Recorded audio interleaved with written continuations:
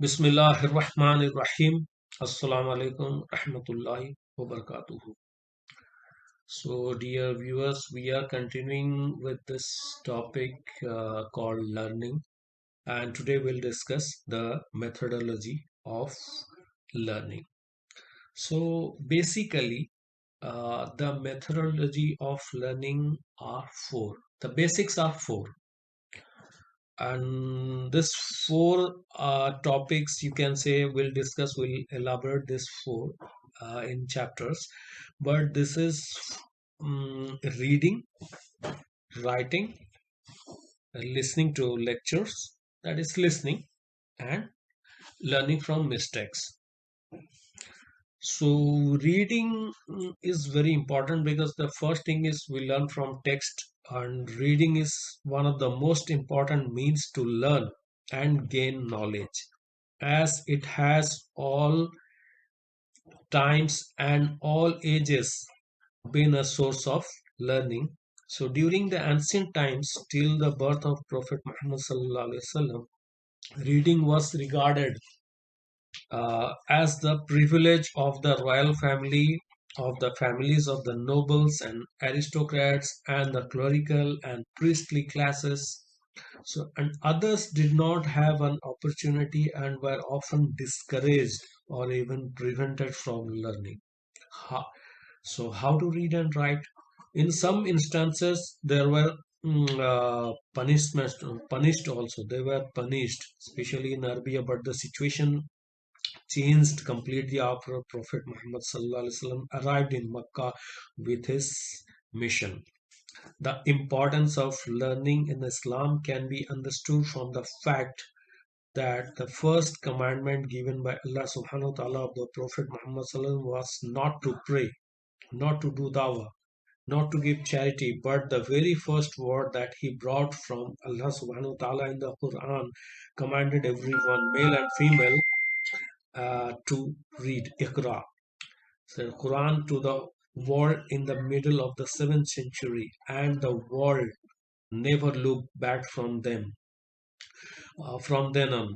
And this embarked the beginning of learning. This was one of the key aspects where Prophet Muhammad sallallahu alaihi wasallam changed the world view of learning and laid down the foundation of the same. This opened the aspect of the learning from the general public, irrespective of gender, status, region, etc. So, regular reading has a lot of benefits to offer. It increases one knowledge and improves both memory and understanding, and it also helps the individual to build his spirituality and intellectualism. So, in short, reading is the process of learning. Now we'll see writing.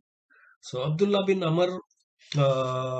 Abdullah bin Amr, yes, bin Al-As, Raziyallahu Ta'ala Anhu, said, I used to write down everything which I used to hear from Prophet Muhammad Sallallahu Alaihi Wasallam, which I wanted to memorize. The Quraysh then stopped me from doing this and said, are you going to write down everything that you hear? When you know that Prophet Muhammad sallallahu alaihi wasallam is a human, he speaks when he is angry and when he is happy as well. So stop writing. So he then stopped writing. I then related this to the Prophet Muhammad sallallahu alaihi wasallam, and then he pointed with his finger to his mouth and said, "You should continue writing. I take an oath by him in whose control is my life, that nothing but the truth comes from it, from my mouth." This is in Abu Dawud. This hadith in from Abu Dawud. From this we can learn that Prophet Muhammad sallallahu alaihi wasallam adopted the methodology of writing to make the Sahaba learn, the companions learn. Prophet Muhammad sallallahu alaihi wasallam had more 40 scribes who used to write down the Quran from him. Muhammad sallallahu alaihi wasallam had other scribes who were specifically designated to write his letters to different places and different rulers for dawah purpose, to convey the message of Islam and inviting them towards it. And this is the importance of writing. And now we'll discuss the third is listening, listening to lectures. And today's world, you can say about listening to any kind of lecture from audios and videos also. But thing is that it is also lecture. It comes under lecture part, but thing is the good part is physical lecture is we can have question and answer session directly. But in YouTube lecture or you can any audio video lecture, you will just listen the thing. So that's the difference. Otherwise, in through lecture, video lecture also people can learn. So Prophet Muhammad Sallallahu Alaihi Wasallam used to give lectures regularly uh, to Sahaba who gathered around him after the Salah to be instructed on various aspects of religion. They were free to question him on all matters, especially faith or on human conduct. This is important. So, thing is that learning should not be only for the purpose of money, fame, or rule. Should be for good religious and humanitarian purpose. And this is a good point of lecture. So now coming to the fourth and important point, mistakes. So man should learn from mistakes always, and we are human. We should learn from mistakes. And Prophet Muhammad sallallahu alaihi wasallam said, "A believer does not allow himself to be stung twice from one and the same hole." This is in Bukhari.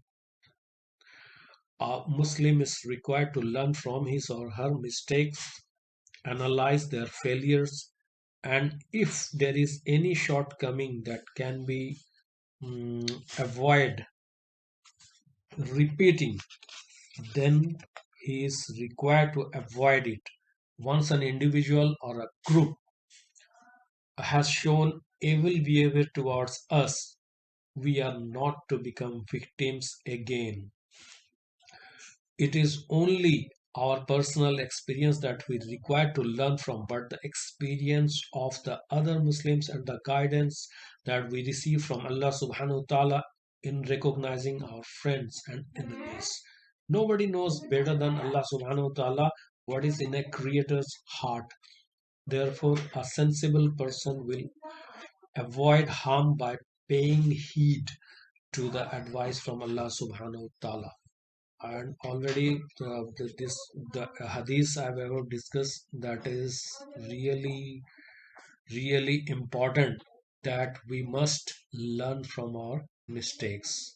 So this is it for the methodology of learning, and inshallah see you soon in another topic, and that is techniques of effective learning. So till then, please like, subscribe to our channel, One Man Research TV. Jazakallah khair.